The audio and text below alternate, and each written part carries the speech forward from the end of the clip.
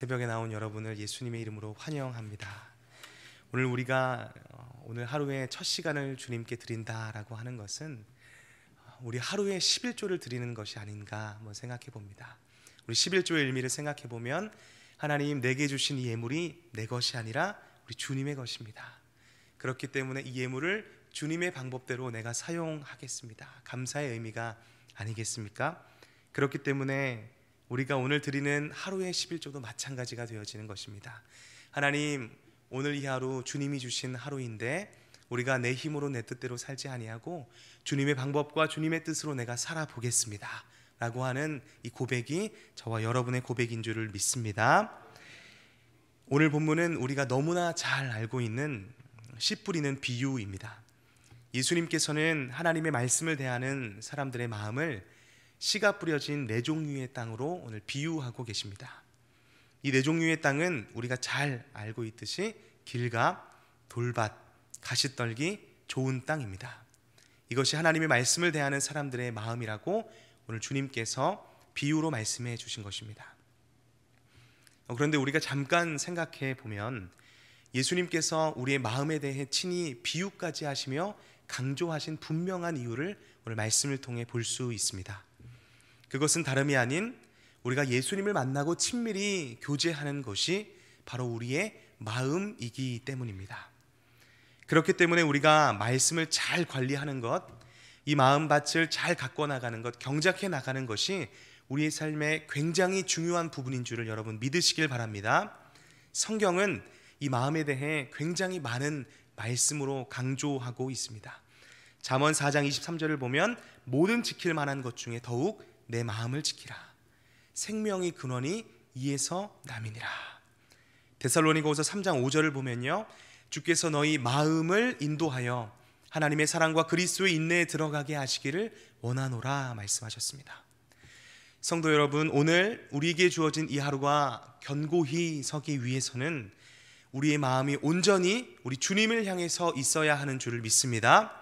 오늘 우리의 마음이 살아계신 하나님의 마음으로 하나님께 우리의 마음이 선다면 오늘 우리의 삶에는 생명이 있습니다. 또 기쁨도 있을 줄 믿습니다. 그리고 평안도 있습니다. 더불어 30배, 60배, 100배의 결실을 주실 하나님의 풍성함이 저와 여러분의 삶에 있기를 소망합니다. 오늘 그러한 삶 살기를 축복하며 우리 말씀 속으로 계속적으로 우리가 살펴보기를 원합니다. 그런데 오늘 본문에는 그렇지 못한 하나님을 향해 서지 못한 세 가지 땅이 등장합니다. 첫 번째 땅은 15절 말씀인데요, 말씀이 길가에 뿌려졌다는 것은 이들을 가리킴이니 곧 말씀을 들었을 때 사탄이 즉시 와서 그들에게 뿌려진 말씀을 빼앗는 것이요. 아멘. 이것은 하나님의 말씀에 아무런 반응조차 없는 그러한 말씀의 모습을 볼 수 있습니다. 이어지는 두 번째 땅은 또 이와 같이 돌밭에 뿌려졌다는 것은 이들을 가리킴이니 곧 말씀을 들을 때에는 즉시 기쁨으로 받으나 그 속에 뿌리가 없어 잠깐 견디다 말씀으로 인하여 환난이나 박해가 일어날 때에는 곧 넘어지는 자요.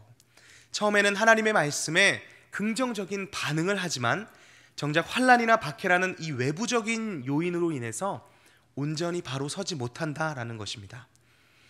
마지막으로 또 어떤 이는 가시떨기에 뿌려진 자니 이들은 말씀을 듣기는 하되 세상의 염려와 재물의 유혹과 기타 욕심이 들어와 말씀을 막아 결실하지 못하게 되는 자요 말씀합니다.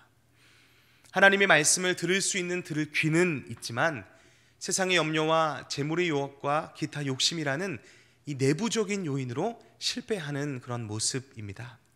오늘 성경은 이 실패한 세 가지의 땅과 같은 자들을 통해 우리가 왜 삶에서 풍성히 열매 맺지 못하는가, 그 명확한 부분을 말씀해 주고 있습니다. 그것은 다름이 아닌 세상적 염려와 욕심이 우리의 마음을 차지하고 있다. 오늘 성경은 우리 가운데 말씀해 주고 있습니다.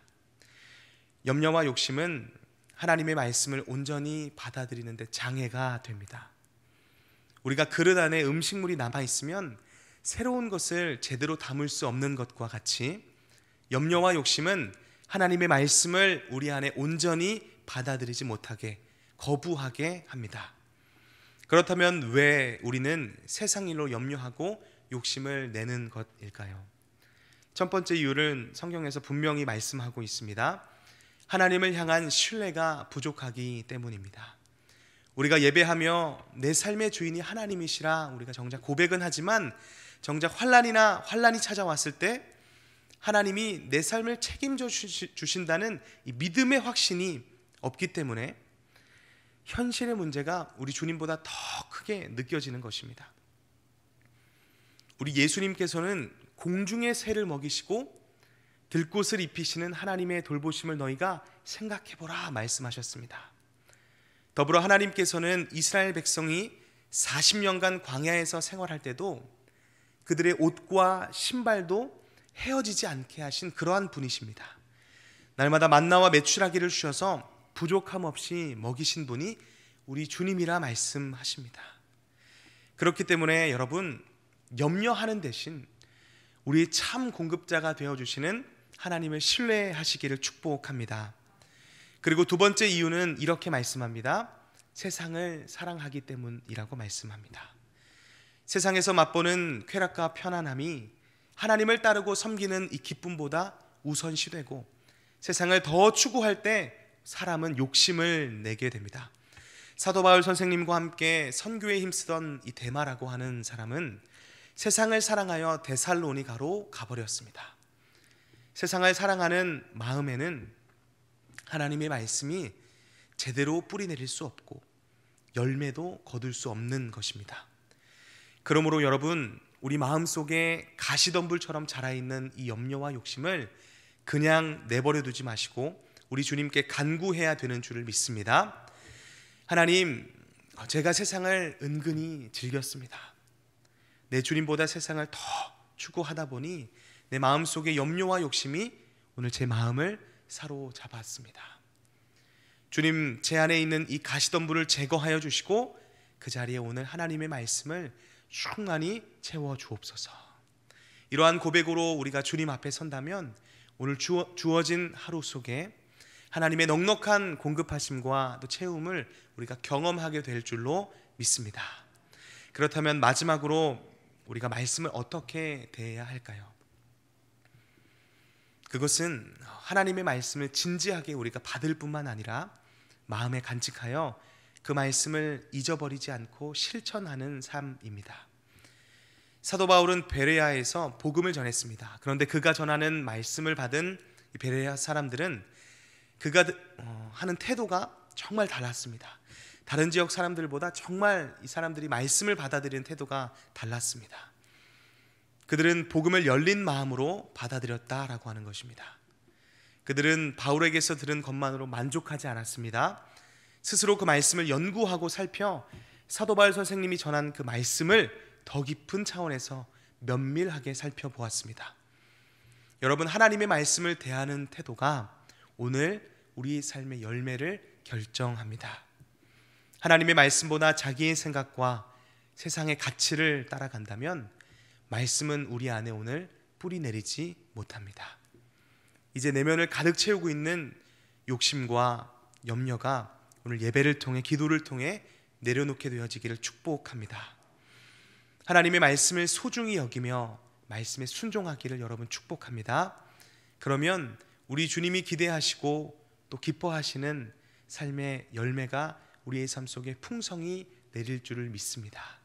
나의 이 말을 듣고 행하는 자는 그 집을 반석이 지은 지혜로운 사람 같다 하셨습니다. 오늘 우리가 주님의 말씀을 듣고 행하는 자는 그 집을 반석 위에 지은 지혜로운 사람 같다 주님이 말씀해 주시는 것입니다. 그러한 집은요, 창수가 나고 바람이 불어도 흔들리지 않습니다.